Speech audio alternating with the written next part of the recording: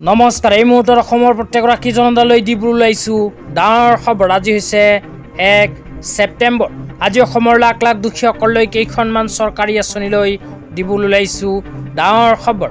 তো যিসকল মানুহে ভিডিঅ'টোত ক্লিক কৰিছে অনুগ্ৰহ কৰি ভিডিঅ'টো স্কিপ নকৰি প্ৰথমৰ পৰা শেষলৈ চাই থাকিব, কিয়নো এইটো ভিডিঅ'ৰ মাজত অৰুণোদয় আঁচনিৰ পৰা আৰম্ভ কৰি পঞ্চায়তৰ প্ৰতিনিধিসকললৈ কেইখনমান গুৰুত্বপূৰ্ণ খবৰ প্ৰদান কৰিম। অনুগ্ৰহ কৰি ভিডিঅ'টোত ক্লিক কৰিছে যদি ভিডিঅ'টো স্কিপ নকৰি প্ৰথমৰ পৰা শেষলৈ চাই থাকিব। লগতে মোৰ চেনেলত নতুন হ'লে প্লিজ চেনেলটো ছাবস্ক্ৰাইব কৰি মোৰ লগত থাকিব আৰু ভিডিঅ'টো ভাল লাগিলে অনুগ্ৰহ কৰি শ্বেয়াৰ কৰি দিব। তো বলক ভিডিঅ'টো আৰম্ভ কৰি আজি প্ৰথমটো গুৰুত্বপূৰ্ণ খবৰৰ বিষয়ে বিস্তাৰিত জানি লওঁ। তো আজি প্ৰথমটো গুৰুত্বপূৰ্ণ খবৰ হ'ল অৰুণোদয় 3.0 আঁচনিলৈ।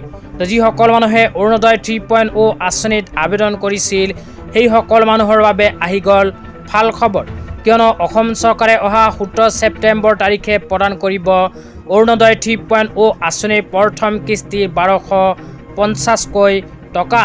লগতে যিসকল মানুহৰ নাম আগৰ পৰাই অৰুণোদয় আঁচনিত অন্তৰ্ভুক্ত হৈ আছিল কিন্তু 2-3 মাহৰ পৰা অৰুণোদয় আঁচনিৰ টকা নাপায় সেইসকল মানুহৰ বাবেও আহি গ'ল ভাল খবৰ। সেইসকল মানুহে আকৌ নতুনকৈ কৰিব পাৰিব আবেদন যদিহে যোগ্য। এই বিষয়ত আপোনালোকক মোবাইল স্ক্ৰীনত দেখুৱাই আছোঁ। টাইম 8ৰ ফালৰ পৰা এনেকৈ এখন আপডেট প্ৰদান কৰিছে। অসমৰ মাননীয় মুখ্যমন্ত্ৰী ডাঙৰীয়াই এনেকৈ এখন আপডেট প্ৰদান কৰিছে। তো ইয়াতে লিখা আছে ব্ৰেকিং, অৱশেষত চিন্তামুক্ত হ'ল হাজাৰ হাজাৰ মহিলা। তালিকাৰ পৰা নাম কৰ্তন হোৱা প্ৰতিগৰাকী মহিলাই লাভ কৰিব অৰুণোদয়। ঘৰত বহি আবেদন কৰিলেই লাভ কৰিব অৰুণোদয়ৰ ধন। পঞ্চায়ত কাৰ্যালয়ৰ পৰা আজিয়ে সংগ্ৰহ কৰক প্ৰমাণপত্ৰ। তো যিসকল হিতাধিকাৰীৰ নাম অৰুণোদয় আঁচনিত অন্তৰ্ভুক্ত হৈ আছিল কিন্তু অৰুণোদয় 3.0 আঁচনিৰ ভেৰিফিকেশ্যনৰ সময়ত কৰ্তন হৈছে সেইসমূহ মানুহ যদি যোগ্য তেন্তে আকৌ নতুনকৈ কৰিব পাৰিব আবেদন, কিয়নো যোগ্য মানুহৰ নাম কৰ্তন যদি হৈছে তেন্তে সেইসকলৰ বাবে আহি গ'ল সোণালী সুযোগ। আকৌ আৰম্ভ হ'ল অৰুণোদয় আঁচনিৰ আবেদন। তো আপোনালোকৰ নাম যদি আগত অৰুণোদয় আঁচনিত অন্তৰ্ভুক্ত হৈ আছিল কিন্তু বৰ্তমানে কিবা কাৰণত কৰ্তন হৈছে তেন্তে নিজৰ পঞ্চায়তত গৈ যোগাযোগ কৰক। তো আপোনালোকে নিজৰ পঞ্চায়তৰ সহায়তে কৰিব পাৰিব অৰুণোদয় আঁচনিৰ নতুন আবেদন। তো ইয়াতে কিন্তু স্পষ্টভাৱে লিখা আছে পঞ্চায়ত কাৰ্যালয়ৰ পৰাই সংগ্ৰহ কৰিব পাৰিব প্ৰমাণপত্ৰ। তেতিয়া আপোনালোকক দিবলৈ ওলাইছোঁ অৰুণোদয় আঁচনিৰ লিষ্ট লৈ এখন গুৰুত্বপূৰ্ণ আপডেট। তো যিসকল মানুহে অৰুণোদয় 3.0 আঁচনিত টকা পোৱাৰ বাবে যোগ্য সেইসকল মানুহৰ নাম ইতিমধ্যে অৰুণোদয় 3.0 আঁচনিৰ লিষ্টত অন্তৰ্ভুক্ত হৈ গৈছে। তো আপোনালোকে যদি অৰুণোদয় 3.0 আঁচনিৰ লিষ্টখন চাব বিচাৰে তেন্তে কেনেকৈ চাব সেয়াও আপোনালোকক জনাই দিছোঁ।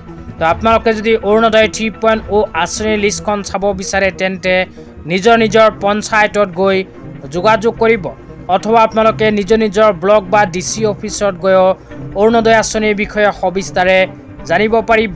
তো আপোনালোকে অৰুণোদয় 3.0 আঁচনিৰ লিষ্টৰ বাবে নিজৰ পঞ্চায়তত অতি সোনকালে যোগাযোগ কৰক। তেতিয়া আপোনালোকক দিবলৈ ওলাইছোঁ আজি দ্বিতীয়টো খুবেই গুৰুত্বপূৰ্ণ খবৰ।